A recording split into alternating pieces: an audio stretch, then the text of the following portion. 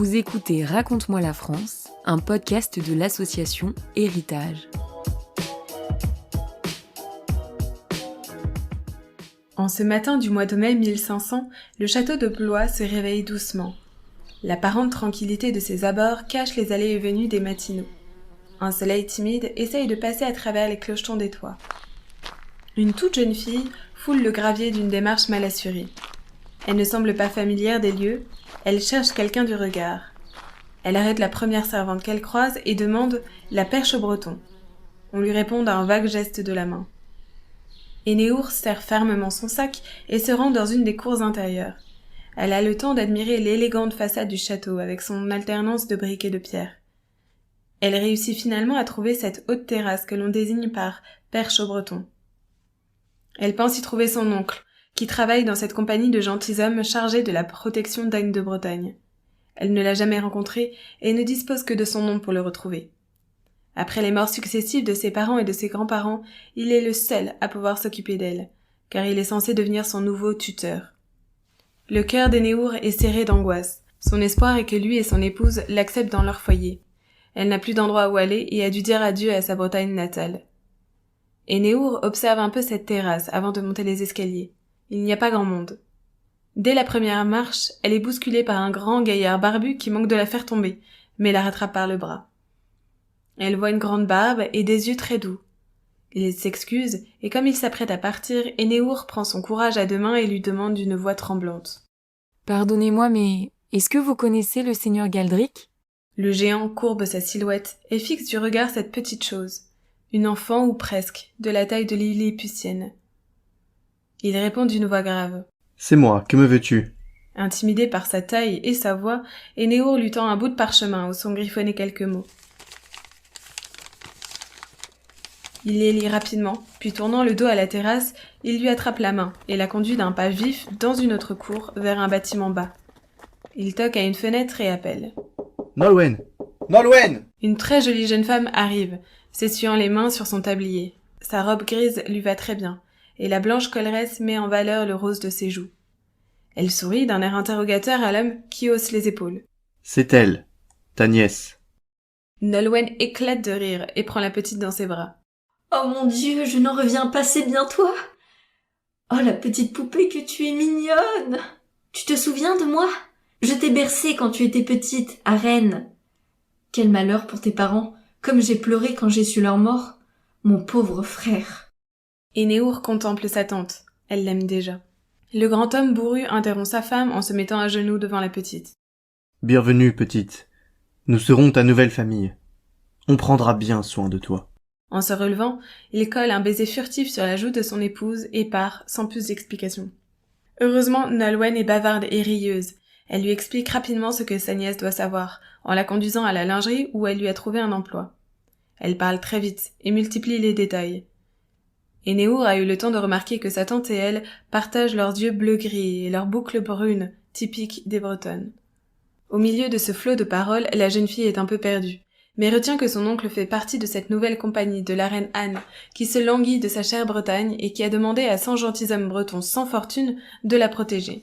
Tu sais, elle est très bonne avec nous autres. C'est elle qui dirige l'administration intérieure de la province. Et à la cour, elle favorise les Bretons dès qu'elle peut. Nolwenn redresse le menton avec un mouvement imperceptible de fierté. On dit même que notre roi Louis l'appelle sa bretonne. Parce que tu sais, elle a gardé la coiffure typique de notre province. Elle porte cette coiffe noire qui serre les tempes, avec tout de même des pierres précieuses. Elle est magnifique, notre duchesse. J'espère que tu pourras l'apercevoir. Énéour sent grandir en elle l'envie de voir cette reine si extraordinaire, dont sa tante semble raffolée. Bien vite, cependant, elle est absorbée par les tâches qu'on lui confie. Elle doit transmettre les instructions des différents endroits du château et transporter des paniers pleins de vêtements. La lingerie où le linge est repassé et rangé est éloignée des lavoirs. Elle fait donc les allers-retours toute la matinée, ce qui lui permet d'observer les alentours. Elle réalise vite qu'il y a des Bretons partout, et surtout que la reine aime à s'entourer de beaucoup de monde, comme le prouve l'existence de cette cour personnelle. C'était une nouveauté, visiblement, cette cour composée uniquement de femmes. Anne avait demandé aux gentilshommes que leurs filles et leurs femmes se joignent à elle. En 1500, on murmurait même qu'il y en avait au moins 50. C'était beaucoup de travail pour la lingerie, car Anne voulait que ces dernières soient aussi bien mises et aussi bien traitées qu'elle. Et Néour, intrigué, avait demandé à quoi s'occupaient toutes ces grandes dames. Sa tante lui avait rétorqué qu'elle brodait et faisait de la tapisserie. Activité utile pour la chapelle royale. Et Néour ne sent pas la journée passer. À sa pause, elle rejoint son oncle sur la perche breton, souhaitant connaître un peu mieux ce géant énigmatique. Il voulut bien répondre à toutes ces questions sur Anne de Bretagne. Elle n'a pas eu une vie facile, notre duchesse. Son précédent époux, le roi Charles le VIIIe, avait envahi en 1489 notre pays pour obtenir sa main. Tu ne t'en souviens pas, mais ce fut une période troublée. Les Français détruisirent tout. Une fois qu'il l'eut épousée, il la relégua dans un coin et ne lui a laissé aucune chance de s'occuper de son peuple, nous autres. Mais quand il mourut, Dieu ait son âme, Anne nous revint. Et Néour comprit dans le récit précis de son tuteur que la reine avait attendu dans ses états que Louis XII obtint l'annulation de son précédent mariage avec Jeanne la Boiteuse, afin de pouvoir l'épouser. Le géant avait un peu rougi quand la petite lui avait demandé innocemment s'ils étaient heureux ensemble, ce roi et cette reine. Il lui répondit qu'ils s'aimaient autant que deux souverains le pouvaient, et qu'ils demeuraient fidèles l'un à l'autre. Elle dut rentrer vite à la lingerie, on l'appelait. Au milieu de l'après-midi, elle se faufilait entre les arbres, un panier à la main, quand elle entendit une rumeur légère de voix féminine. Elle s'arrêta, intriguée. C'était la reine qui passait, avec 3 dames de sa suite. Elle fut saisie par la physionomie d'Anne de Bretagne, pas très grande, mais dont la silhouette révélait une immense distinction. Son teint était très blanc et du rose décorait les joues d'un visage ovale, peut-être un peu long, avec une bouche fraîche et souriante. En somme, Anne avait l'air fière et impérieuse. Elle faisait des reproches à une des dames qui l'accompagnaient, mais le cortège disparut aussi vite qu'il était arrivé. Le reste de la journée se déroula plus calmement que le matin, et Néour commençait à s'habituer au rythme. Et puis, vers le soir, quand elle revenait du lavoir, elle trouva la lingerie très agitée. Alarmée, elle demanda des nouvelles. Une de ses camarades en pleurant lui raconta. « Notre bonne reine a accouché d'un garçon ce soir. Le pauvre était mort-né.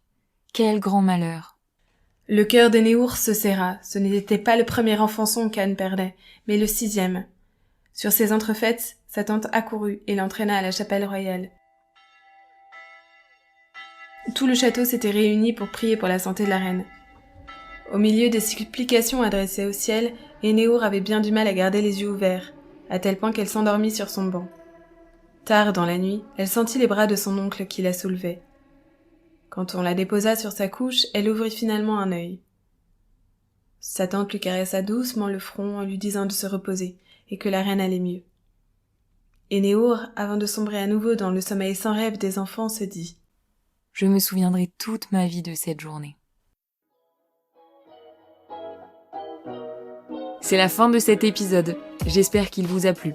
Pour ne rater aucun épisode, abonnez-vous à notre page et à bientôt.